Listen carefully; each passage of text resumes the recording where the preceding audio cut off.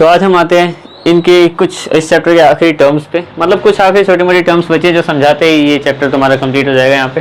ठीक है, तो क्या क्या टर्म्स है वो, सबसे पहले personal hygiene.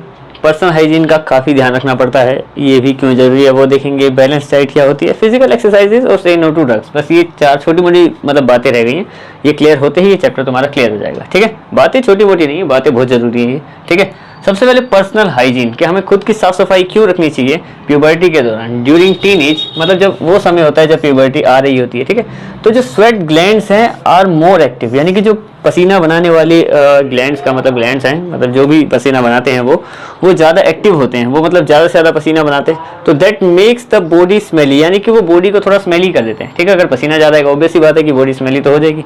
And gives you acne, और वो तुम्हें काफ़ी पिंपल फोड़े वगैरह वगैरह काफ़ी सारे दे सकते हैं। ठीक है, अगर तुम्हारी बॉडी स्मेली रहेगी या इन्फेक्शन हो सकता है उस पर।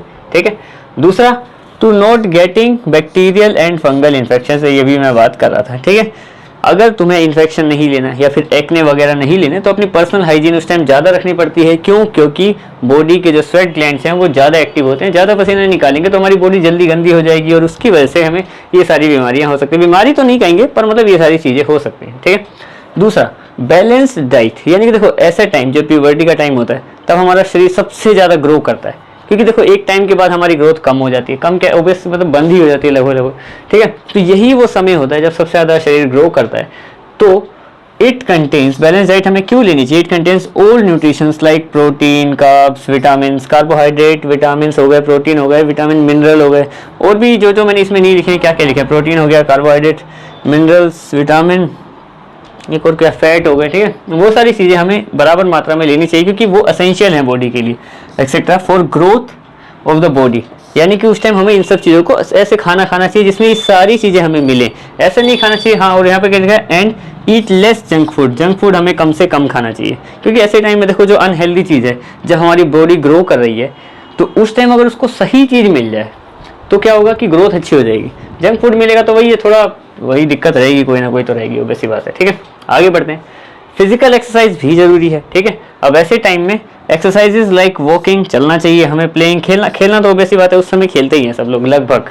ठीक है, तो और लास्ट में एक योगा अवस्था है। ठीक है, और योग वोग भी करना चाहिए ताकि सेहत के लिए अच्छा बन रहे, क्योंकि ये जो है good for healthy body and mind. क्योंकि उस टाइम ना माइंड का यहाँ पे जिक्र क्यों किया है, बॉडी का तो सबको पता है कि बच्चे खेलते हैं वगैरह वगैरह, लेकिन योग करना या सुबह सुबह वॉक करना ये उस समय शांति काफ़ी प्रदान करता है, क्योंकि इस समय बंदा काफ़ी ज़्यादा चिड़चिड़ा रहता है।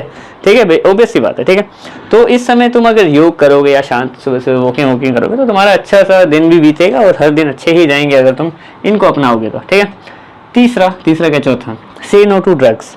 जो ड्रग्स होते हैं उनको तो इस एज में बिल्कुल ही अवॉइड कर देना चाहिए, क्योंकि दे आर एडिक्टिव। क्योंकि इसी मतलब देखो, जो आज तक जो बीड़ी पीता है या कोई सिगरेट शराब पीता है वो स्टार्ट इसी एज में करता है, और इसी एज में करने की वजह से उसे छूटता नहीं है। स्टार्टिंग में कूल बनने के लिए कर लेते हैं, फिर उसके बाद वो छूटते नहीं, क्योंकि दे आर एडिक्टिव। एडिक्टिव का मतलब है कि आदत जिसकी लत लग सकती है एक बार में, और हार्मफुल तो है ही। देखो, for the body in the long term, ज़्यादा इस्तेमाल करने पे तो इस एज का फिर तो किसी के लिए भी बेकार ही होता है अगर उसको ज़्यादा समय तक लगातार यूज़ करते हैं तो। ठीक है, sometimes the harm is irreversible, कभी कभी तो ऐसा होता है कि जो हार्म हमने कर दिया उन ड्रग्स को ले लेके वो इरिवर्सिबल है, यानी कि वो ठीक भी नहीं हो सकता, अब उसी के साथ हमें जीना पड़ता है। क्योंकि देखो इतना तो सब जानते हैं कि इन सब की शुरुआत बहुत अच्छी होती है।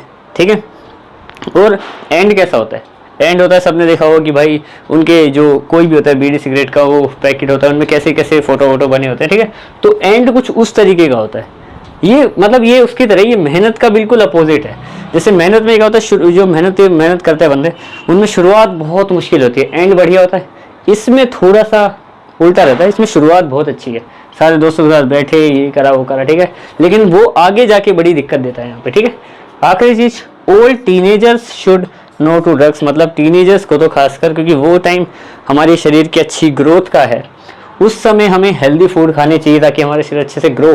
ठीक है, अब कई चीज़ें ऐसी होती हैं कि इन सब चीज़ों से भी मान लेते हैं कि यार ये भी चीज़ें सही रहती हैं सेहत के लिए, पर वो कहीं ना कहीं इम्पैक्ट जरूर डालेगा। ऐसा नहीं है कि ये सारी जो चीज़ें हैं हमें लग रहा है कि यार ये भी तो खा रहे हैं तो भी काम बन ही रहा है, कहीं ना कहीं एंड में तुम्हें बुरा रिजल्ट इनका मिल ही जाएगा। ऐसा कोई हेल्दी काम ये करके नहीं जाती। ठीक है, तो जो ड्रग्स हैं या फिर जो ऐसे स्मोक वगैरह है उनसे बहुत ज़्यादा दूर ही रहना चाहिए तुम्हें, ठीक है।